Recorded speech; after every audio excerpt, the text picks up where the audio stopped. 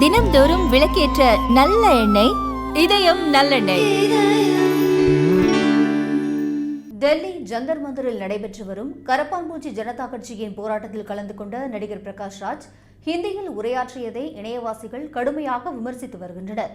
ஒன்றுக்கும் மேற்பட்ட மாநிலங்களில் வாக்காளர் அடையாள அட்டைகளை சட்டவிரோதமாக வைத்திருந்ததாக குற்றம் சாட்டப்பட்டுள்ள வழக்கில் பிரகாஷ் ராஜுக்கு கர்நாடக நீதிமன்றம் ஜாமீன் வழங்கியுள்ளது.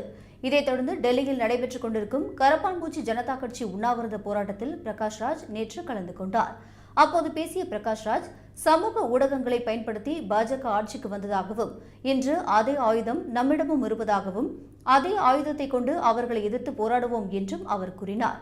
அந்த போராட்டத்தின் போது பிரகாஷ் ராஜ் ஹிந்தியில் பேசியதை அடுத்து இணையவாசிகள் அவருக்கு கேள்விகளை எழுப்பியும் கிண்டல் அடித்தும் ஒரு வழி செய்து வருகின்றனர். கடந்த 2020ஆம் ஆண்டில் ஹிந்தி திணிக்கப்படுவதாக மத்திய அரசுக்கு எதிராக பல கன்னட திரைப்பட பிரபலங்கள் குரல் கொடுத்தனர்.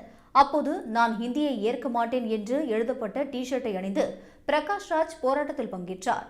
தற்போது அந்த புகைப்படத்தை பகிர்ந்து பிரகாஷ் ராஜை பாஜக ஆதரவாளர்களும் இணையவாசிகளும் சமூக ஊடகங்களில் கடுமையாக விமர்சித்து வருகின்றனர்.